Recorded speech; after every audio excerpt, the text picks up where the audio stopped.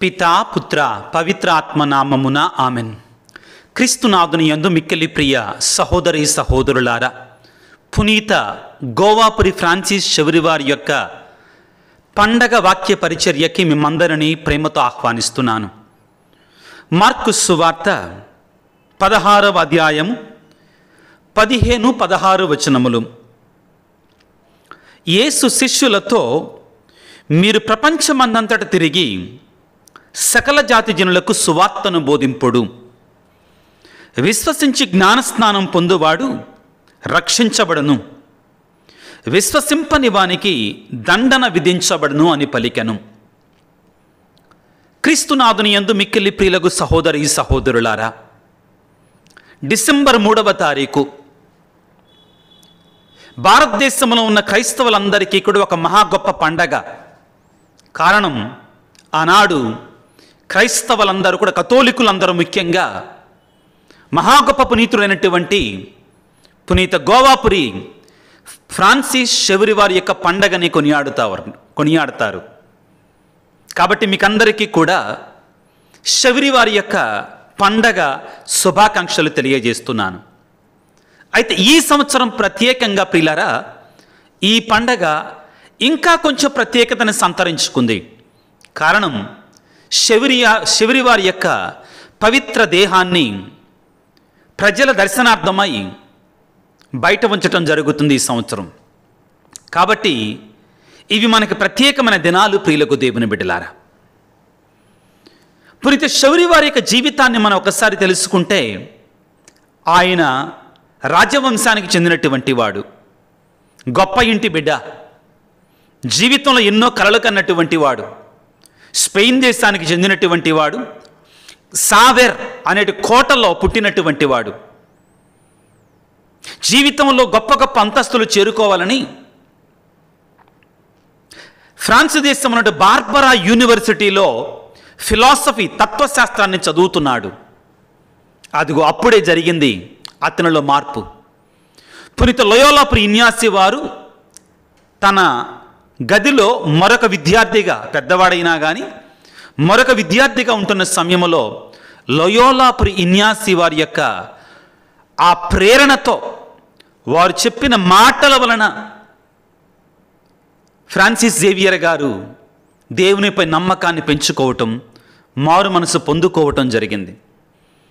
ఏది ఏమైనా కానీ శబరి వారి జీవితంలో ఒకటి మాత్రం సత్యం, దేవుని యొక్క వాక్కు అతనిని మార్చింది. అదే దేవుని వాక్కుతో ఆయన ఎంతోమందిని మార్చాడు. జాగ్రత్తగా వినండి. దేవుని యొక్క వాక్కు అతనిని మార్చింది. అదే దేవుని యొక్క వాక్కుతో ఆయన ఎంతోమందిని క్రీస్తు వద్దకి నడిపించాడు. ఆయనను మార్చినటువంటి వాక్యం ఏమిటి? మత్తయి శుభవార్త 16వ అధ్యాయము 26వ వచనము.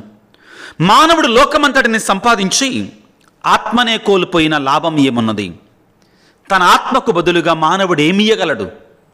ఈ మాటని లోయోలాపురి ఇన్యాసి వారు శబరి వారితో ఫ్రాన్స్ దేశం బార్బరా యూనివర్సిటీలో ఉన్నప్పుడు పదే పదే చెప్పటం ద్వారా అతడు లోకాస్తుల వైపు పరిగెడుతున్నటువంటి అతను ఒక్కసారిగా హృదయ పరివర్తన చెందాడు, మారు మనసు పొందాడు, దేవుని సన్నిధికి వచ్చాడు, గొప్ప సువార్తికుడిగా మారాడు. ఈ సందర్భంగా ప్రియులారా, దేవుని యొక్క వాక్కు ఎంత శక్తివంతమైనది అని తెలుసుకోవాలి మనందరం కూడా. శబరి వారి పండగ రోజున జాన్ ఓస్వాల్డ్ సాండర్స్ అనేటువంటి వ్యక్తి 20వ శతాబ్దపు ఇంగ్లీష్ ప్రఖ్యాత రచయిత, క్రైస్తవ రచయిత, గొప్ప రచయిత. ఈయన 2001వ సంవత్సరంలో ప్రచురించినటువంటి ఇన్కాంప్రహెన్సిబుల్ క్రైస్ట్ అనే పుస్తకంలో ఈ సాక్ష్యాన్ని చెప్తాడు. ఏమిటి అంటే, భారతదేశంలో ఒక విద్యాపారంగతుడైనటువంటి ఒక గొప్ప బ్రాహ్మణుడు ఉన్నాడు. ఆయన భారతదేశంలో క్రైస్తవులుగా మారుతున్నట్టు హిందువులను చూచి చాలా బాధపడ్డాడు. ఎంతోమంది హిందువులు క్రైస్తవులుగా మారుతుంటే ఈ వరవడిని ఏ విధంగానైనా ఆపాలి అని కంకణం కట్టుకున్నాడు. చివరికి అతను అనుకున్నది ఏంటంటే, నేను బైబిల్ బాగా చదువుతాను, బైబిల్లో ఉన్న తప్పులు ఎంచుతాను, ఆ తరువాత బైబిల్ నిజం కాదు, బైబిల్ అబద్ధం, బైబిల్ దేవుడు నిజం కాదు, బైబిల్ దేవుడు అబద్ధం అని నిరూపిస్తాను, దాని మీద ఒక పుస్తకం రాస్తాను అనుకున్నాడు. నూతన నిబంధన పుస్తకాన్ని కనుక్కొని, బైబిల్ గ్రంథాన్ని కనుక్కొని చదవటం ప్రారంభించాడు. చదివాడు 11 సంవత్సరాలు చదివాడు బైబిల్ని, యేసు ప్రభువుని. చివరికి బైబిలు అతనిని చదవటం ప్రారంభించింది. అతడు బైబిల్లో తప్పులు ఎంచాలనుకున్నాడు ఆ బ్రాహ్మణుడు. కానీ ప్రియులారా, బైబిల్ అతనిలో ఉన్న తప్పులు ఎంచింది. బైబిల్ను మార్చాలనుకున్నాడు, క్రైస్తవులను మార్చాలనుకున్నాడు, అతనే మారిపోయాడు. చివరికి జ్ఞానస్నానం తీసుకొని మారు మనసు పొంది హృదయ పరివర్తన చెంది తానే క్రైస్తవుడిగా మారాడు. ఇది దేవుని యొక్క వాక్కులో ఉన్న శక్తి ప్రియులారా, ఇది దేవుని యొక్క వాక్కులో ఉన్న మహిమ ప్రియులకు దేవుని బిడ్డలారా. కాబట్టి యెషయా గ్రంథము 55వ అధ్యాయము 10-11 వచనాలలో దేవుని యొక్క వాక్కు ఏ విధముగా శక్తివంతంగా ఉంటుంది, దేవుని యొక్క వాక్కు ఏ విధముగా మార్చివేస్తుంది మనిషిని, దేవుని యొక్క వాక్కు ఏ విధంగా దేవుని యొక్క చిత్తాన్ని తప్పనిసరిగా నెరవేరుస్తుంది అనే సత్యాన్ని బోధిస్తుంది. యెషయా గ్రంథము 55వ అధ్యాయం 10వ వచనము, వానయు మంచు ఆకాశము నుండి దిగివచ్చి అచటికి మరలిపోక భూమిని తడిపి దాని మీద పైరును పంటను మొలిపించును పండించును. దేవుడు అంటున్నాడు, నా నోటి నుండి వెలువడి వాక్కును ఈ రీతిగానే ఉండును, అది నిష్ఫలముగా నా యొద్దకు తిరిగి రాదు, నా సంకల్పమును నెరవేర్చును, నేను పంపిన కార్యమును సాధించును. ప్రియులారా, దేవుని యొక్క వాక్కులో ఉన్న శక్తి అది. అదే మనం హెబ్రీ పత్రిక 4వ అధ్యాయం 12వ వచనంలో దేవుని యొక్క వాక్కు సజీవమును చైతన్యవంతమైనటువంటిది, అది 2 అంచులు కలిగినటువంటి ఖడ్గము ఉంటుంది, కీళ్ల మధ్య కలిగి వరకును ఛేదించుకొని పోగలదు అని రాయబడి ఉంది. యోహాను సువార్త 1వ అధ్యాయం 1వ వచనంలో ఆదిలో వాక్కు ఉండెను, ఆ వాక్కు దేవుని వద్ద నుండి, ఆ వాక్కే దేవుడై ఉండెను, ఆ వాక్కు మానవుడై మన మధ్య నివసించను. యోహాను 1:14 ప్రియులారా. కాబట్టి ఈ వాక్కు అత్యంత శక్తివంతమైనటువంటిది, జీవము కలిగినటువంటిది ప్రియులరా. ఇవన్నీ ఎందుకు చెప్తున్నానంటే, ఫ్రాన్సిస్ జేవియర్ గారు ఆ యొక్క బార్బరా యూనివర్సిటీలో చదువుకుంటున్నప్పుడు ఆయన లోకం వెంట పరిగెట్టాడు, లోకానుసారముగా గొప్ప స్థితిలో చేరాలి అనుకున్నాడు. ఒక్క పళాన మారలేదండి శబరివారు. లయోలా ఇన్యాసి వారు ఆయనతోనట ఈ పదాన్ని పదే పదే చెప్పేవాడటండి. లోకమంతా సంపాదించి ఆత్మను కోల్పోతే ప్రయోజనం ఏంటంటే, మొదట్లోనంట శబరివారు ఎర్రివాళ్ళలాగా నవ్వాడట. లయోలా ఇన్యాసి వారిని చూసి ఒక పిచ్చోళ్ళలాగా చూసేవాడంటండి. ఆశ్చర్యం ఏంటంటే, ఆ వాక్కు నిదానంగా పనిచేయటం ప్రారంభించింది, శబరివారిలో పనిచేయటం ప్రారంభించింది. కానీ శబరివారు ఎట్లాంటి వారంటే, అంత ఈజీగా అంత సులువుగా మారే మనిషి కాదు. కానీ ఒక్కసారి మారితే మాత్రం ఈ కట్టుబడి ఉండే మనిషి, ఒక మొండి పట్టుదల. ఆ పట్టుదలే ఆయన భారతదేశానికి రంపించింది. ఆయన కొన్ని సంవత్సరాలలోనే ప్రియులారా 10 లక్షల మందికి జ్ఞానస్నానాన్ని ఇచ్చాడు. ఇది సాధ్యమా అంటే సాధ్యమే, సాధ్యం చేశాడు. ఎవరు? ఫ్రాన్సిస్ శబరివారు. ప్రియులకు దేవుని బిడ్డలారా, తన జీవితంలో ప్రియ దేవుని బిడ్డలారా, పునీత గోవాపురి శబరివారు మహా గొప్ప అద్భుతాల గని. ఎంతగానంటే చనిపోయినటువంటి వారిని కూడా జీవంతో లేపినటువంటి గొప్ప శక్తివంతుడి పిల్లారా. దేవుని యొక్క కృపచేత, దేవుని యొక్క మహిమ అతనిలో బలంగా పనిచేస్తుంది. ఆయన ప్రియులకు దేవుని బిడ్డలారా, ఒకసారి కోయంబత్తూరు ప్రాంతంలో దేవుని యొక్క సువార్తను బోధించడానికి వెళ్ళాడు. ఆయన సువార్తను బోధిస్తుండగా యేసు ప్రభుని ఎంతోమంది నమ్మి విశ్వసించి జ్ఞానస్నానం పొందారు. అక్కడ ఆయన ఒక చిన్న దేవాలయాన్ని నిర్మించి అక్కడ దివ్యబలి పూజలు సమర్పించటం ప్రారంభించాడు. ఒక రోజున ఆయన దివ్యబలి పూజ సమర్పించడానికి సిద్ధపడుతున్న సమయంలో చాలామంది, ఒక పెద్ద గుంపు ఏడ్చుకుంటూ గగ్గోలు పెట్టుకుంటూ మరణించినట్టు ఒక బాలును తీసుకుని వచ్చారు. కోయంబత్తూరు ప్రియులారా, ఈ కోస్టల్ బెల్ట్, సముద్ర తీర ప్రాంతం కాబట్టి ఒక పిల్లవాడు సముద్రంలో పడి చనిపోయాడు. ఆ పిల్లవాడిని తీసుకుని వచ్చి శబరివారి యొక్క పాదాల దగ్గర ఉంచి, అయ్యా నువ్వే ఏదో ఒకటి చేయాలని ఏడుస్తూ ఉన్నారు. శబరివారు అన్నారు, మీరెవరు ఏడవకండి అని చెప్పాడు. చెప్పి ఆ పిల్లవాడి మీద చిన్న ప్రార్థన చేస్తూ ఉండగానే అతని మీద సిలువ గుర్తు వేసి తన వద్ద ఇప్పుడు సిలువ ఉంచుకునేవాళ్ళు.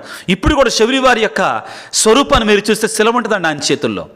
ఆ సిలువను ఆ పిల్లవాడి మీద ఉంచగానే మరణించిన పిల్లవాడు లేచి గంతులు వేసుకుంటూ అమ్మ దగ్గరే పరిగెట్టాడంటండి. శబరివారు మామూలు శక్తివంతుడు కాదండి. ఎక్కడి నుంచి వచ్చిన ఇవన్నీ కూడా యేసు ప్రభువు నుండి ఆయన పొందుకున్నాడు. ఎవరైతే సేవకులు దేవుని మీద నమ్మకాన్ని ఉంచి విశ్వాసాన్ని ఉంచి జీవిస్తారో అటువంటి వారికి నేను అద్భుత శక్తులను ఇస్తానని పలికాడు యేసు ప్రభువే. ఏమని? యోహాను సువార్త 14వ అధ్యాయము 12వ వచనములో యేసు ప్రభు ఈ రీతిగా అంటున్నాడు, నన్ను విశ్వసించువాడు నేను చేయు క్రియలను చెయ్యును, అంతకంటే గొప్ప క్రియలను చెయ్యును అని మీతో నిశ్చయముగా చెప్పుచున్నాను. ఎంత గొప్ప మాటలండి. నన్ను విశ్వసించువాడు నా వల్ల క్రియలను చెయ్యును, అంతకంటే క్రియలను చెయ్యును, ఎక్కువ గొప్ప కార్యములు చెయ్యును అని పలుకుతున్నాడు. ఈనాడు మనం చదువుకున్న సువిశేషములో ప్రియులారా, మార్కు సువార్త 16వ అధ్యాయం 15వ వచనం నుంచి మనం చదువుకుంటే, మీరు ప్రపంచమంతటా తిరిగి సువార్తను బోధించండి, విశ్వసించి జ్ఞానస్నానం పొందువాడు రక్షించబడతారని పలికారు. ఆ తరువాత ప్రత్యేక శక్తులు ఇచ్చారు యేసు ప్రభు సువార్తికులకి. ఏమని? ఈ అద్భుత శక్తులు కలిగి ఉంటారు సువార్తికులు. నా నామమున దయ్యములను వెళ్ళగొట్టుదురు, అన్య భాషలను మాట్లాడెదరు, పాములను ఎత్తి పట్టుకొందురు, ప్రాణాపాయమనేది ఏది త్రాగినను వానికి హాని కలుగదు, రోగులపై తమ హస్తములను ఉంచిన వారు ఆరోగ్యవంతులగుదురు. ప్రియులకు దేవుని బిడ్డలారా, దేవుడు సువార్తికులకి తన యొక్క అద్భుతమైన శక్తులను ఇస్తాడు. కొన్నిసార్లు ప్రియులారా, ఈ మాటను నమ్మండి దయచేసి, మాకు తెలియకుండా సువార్తను ప్రకటిస్తుండగా అద్భుతాలు జరుగుతాయి ప్రజలకి. ఇది దేవుడు సువార్తికులకు ఇచ్చినటువంటి గొప్ప శక్తి, స్వస్థత వరం. కొన్నిసార్లు మాకు కూడా తెలియకుండా అద్భుతాలు జరుగుతూ ఉంటాయి ప్రార్థన చేస్తుండగా, సువార్తను బోధిస్తూ ఉండగా. ఈ వాక్యాన్ని ఆలకించండి పిల్లారా. అపోస్తుల కార్యాలు 4వ అధ్యాయం 33వ వచనము. ప్రభువైన యేసు పునరుత్థానమును గూర్చి అపోస్తులు మహాశక్తితో సాక్ష్యములిచ్చరి. సర్వేశ్వరుడు తన ఆశీర్వాదమును సమృద్ధిగా వారిపై కుమ్మరించి అద్భుతాల ద్వారా వారి బోధనలు యథార్థమని నిరూపించుచుండెను. ఎంత గొప్ప మాటలండి. పునీత ఫ్రాన్సిస్ శబరివారి కూడా, గోవాపురి శబరివారి కూడా తన అద్భుతాల ద్వారా తన బోధ యథార్థమని దేవుడు నిరూపించాడు. కాబట్టి ప్రియులారా, మొదట్లో ఒక మాట చెప్పాను, శబరివారు మామూలు పునీతుడు కాదండి, చాలా గొప్ప అద్భుత శక్తి కలిగినటువంటి వాడు. నేను నా జీవితంలో చూశానండి కళ్ళారా, నేను అనుభవించాను ప్రియులారా. నేను ఇంతకుముందు ఆల్రెడీ ఆ సాక్ష్యాన్ని చెప్పాను కాబట్టి మళ్ళీ పొడుగ్గా చెప్పను. 2 సంవత్సరాల క్రితం నేను గోవాలో పాస్టల్ సెంటర్ డైరెక్టర్స్ మీటింగ్కి వెళ్ళినప్పుడు శబరివారి యొక్క దేహాన్ని చూడాలి ఎట్టి పరిస్థితుల్లో. అందరూ కూడా మీటింగ్ కోసం వెళ్తే నేను మాత్రం వేరే కోరికతో వెళ్ళా శబరివారి దేహాన్ని చూడాలని. అక్కడికి వెళ్ళగానే గొంతులో ఎరక్కాయబడింది. ఏంటి? ఆ చర్చ్ రిపేర్ జరుగుతుంది, ఎవరినే లోపల వాని ఇట్లా. నిజంగా మీతో చెప్తున్నాను, కార్డినల్ గారు, ఫిలిప్ నేరీ కార్డినల్ గారు నా పక్కనే కూర్చుంటే ఆయన్ని అడిగాను నేను, అయ్యా నేను శబరివారి దేహాన్ని చూడాలంటే, ఫాదర్ ఇప్పుడు కుదరదు ఫాదర్, అది గవర్నమెంట్ హ్యాండ్ ఓవర్ చేసుకుంది, కొన్నాళ్ల పాటు మరమ్మతులు చేస్తున్నారు, నేను వెళ్ళటానికి అవకాశం లేదండి అని చెప్పారు. ఆ సమయంలో ఆ శబరివారి దేవాలయం ముందు ఆ గార్డెన్లోకి వెళ్ళటానికి కూడా అవకాశం లేదు. బాన్జేసు కథీడ్రల్ బసిలికా ఆ గార్డెన్లో కూడా వెళ్ళనట్లేదండి, అంతా బిగించేశారు తాళ్లతోటి, ఎర్రటి రిబ్బన్లతోటి. అక్కడే నిలబడి అర్ధగంట సేపు అలానే ఉన్నానండి. చివరి ఒక సిస్టర్ గారు అట్టు వెళ్తుంటే, అమ్మా నేను ఈ కోరికతో ఉన్నాను, శబరివారి దేహాన్ని చూడాలి, మొదటిసారి వస్తున్నాను అని ఒక చిన్న పిల్లోళ్ళ అడిగితే ఆమె నా కళ్ళు చూసి నవ్వి, నన్ను ఎందుకు అడుగుతున్నావు, శబరివారిని అడుగు, ఆయన నీకు చేసి పెడతాడన్నారు. నమ్మండి ప్రియులారా, నేను అస్సలు మర్చిపోనండి ఈ సాక్ష్యాన్ని. నన్ను ఎందుకు అడుగుతున్నావు, శబరివారిని అడుక్కో, ఆయన చేసి పెడతాడు, నీ కోరిక తీరుస్తాడు, ఆయన చాలా గొప్పవాడు అన్నారండి. అక్కడ పట్టుకున్నా ఇంక శబరివారిని ప్రియులారా, అక్కడ పట్టుకొని అక్కడ నిలబడి చివరికి నా పంతం నెరవేరిందండి. శబరివారి యొక్క మధ్యస్థ ప్రార్థన ద్వారా అక్కడున్న ఫాదర్ గారిని కలవడం, అయ్యా ఎవ్వరికీ అవకాశం లేదు, నువ్వు ఒక్కడవే సీక్రెట్గా రమ్మన్నారు. వెళ్ళిన తర్వాత ఆ శౌరివారి దేహాన్ని ఆ చర్చి రిపేర్ అవుతుంది కాబట్టి ఒక ప్రత్యేకమైన పవిత్రమైన స్థలంలో ఉంచారు. అక్కడికి నన్ను తీసుకొని వెళ్ళి, ప్రియులారా మీరందరూ అయితే అద్దం మూసేసి ఉంటే చూస్తారు మీరు. నేను అద్దాన్ని తీసిన తర్వాత శౌరివారిని, ఇవన్నీ చెప్పకూడదండి, శౌరివారి యొక్క శరీరాన్ని తాకే అదృష్టం దేవుడు నాకు ఇచ్చాడు. దేవుడు ఆశగుణ ప్రాణమును తృప్తిపరచేవాడండి. నీ విశ్వాసంతో నీ కోరిక ఎంత బలంగా ఉంటే దేవుడు మన కోరికను అంతగా తీరుస్తాడండి. నేను నమ్ముతున్నా ప్రియులారా, మనలో కావాల్సింది ఏంటంటే విశ్వాసం. శౌరివారు గొప్ప అద్భుతాలు చేస్తాడు పిల్లగు దేవుని బిడ్డలారా. అపోస్తల కార్యాలు 5వ అధ్యాయం 15-16 వచనాలు చదివితే, ఈ పేతురు గారంట నడిచి వెళుతుంటే, ఆయన నడిచి వెళుతున్న సమయంలో రోడ్డు పక్కన రోగులు నుంచేవాళ్ళంటండి. ఆయన నీడబడి వాళ్ళు స్వస్థత పొంది లేచినట్టు నడిచేవాళ్ళంటండి. అంత శక్తిని దేవుడు పునీతులకు ఇచ్చాడు. పౌలు గారు నడుం కొట్టుకున్న తాడు, చేతిలో వాడే తుండుగుడ్డ, వాటిని తీసుకొని రోగుల దగ్గర ఉంచితే వాళ్ళు స్వస్థత పొందేవాళ్ళు అంటండి. ఫ్రాన్సిస్ శౌరివారు ఎలా చేశారు అంత అద్భుతాలు? చనిపోయినటువంటి వాళ్ళని జీవంతో లేపాడు శౌరివారు. అదేవిధంగా అనారోగ్యంతో ఉన్నటువంటి వాళ్ళు ఒక్క మాటతో, ఆయన దగ్గర సిలువ ఉండేదండి, ఎప్పుడు సిలువ ఉంటుంది శౌరివారి దగ్గర. ఆ సిలువను చూపించి దయ్యాలను పారదోలేటువంటి వాడు, దయ్యాలను పారదోలేటువంటి శక్తివంతుడండి శౌరివారు. ప్రియులారా, ఇవన్నీ కూడా మాటలు కాదండి, ఇవన్నీ కూడా అద్భుతాలు ప్రియులకు దేవుని బిడ్డలారా. అంత గొప్ప పునీతుడు ప్రియులకు దేవుడు. ఎట్టొచ్చినాయి ఆయనకి నిశక్తులు? ఆయనకు దేవుని పట్ల, సువార్త పట్ల ఉన్నటువంటి అకుంఠిత దీక్ష, దేవుని పట్ల, సువార్త పట్ల అతనుకున్నటువంటి అకుంఠిత దీక్ష ప్రియులారా. ఆయన రోమ్ నగరంలో ఉన్నాడు పాపు గారిని కలవడానికి. సడన్గా అతనికి ఒక మెసేజ్ వచ్చింది. ఏమిటి? భారతదేశం వెళ్ళాల్సినటువంటి 2 గురువుల్లో బాబడెల్లా అనేటువంటి గురువు, పేరు బాబడెల్లా అనే గురువు సడన్గా అనారోగ్యం పాలయ్యాడు. మరి శౌరి నువ్వు వెళ్తావా భారతదేశానికి అంటే, ఒక్క రోజు అండి శౌరి వారు తీసుకుంది. మనం పక్క ఊరు వెళ్ళటానికి 2 రోజులు సర్దుకుంటాం. జీవితకాల ప్రయాణానికి శౌరి వారు ఒక్క రోజుతో బయలుదేరి వెళ్ళిపోయారంటండి భారతదేశానికి. అంత నిష్ఠ, అకుంఠిత దీక్ష దేవుని యొక్క సువార్తను బోధించటానికి. ఆ విధంగా వెళుతూ ఉండగా ఆయన వారి గ్రామానికి దగ్గరలోకి వచ్చాడు. ఆయన రాజముద్రతో వచ్చాడు భారతదేశానికి. He came as a nuncio. Ambassadors అంటారు కదండి, ఒక దేశానికి వాళ్ళు ఉంటారు కదా, ఆ జాతీయ రాజముద్రతో వచ్చాడు.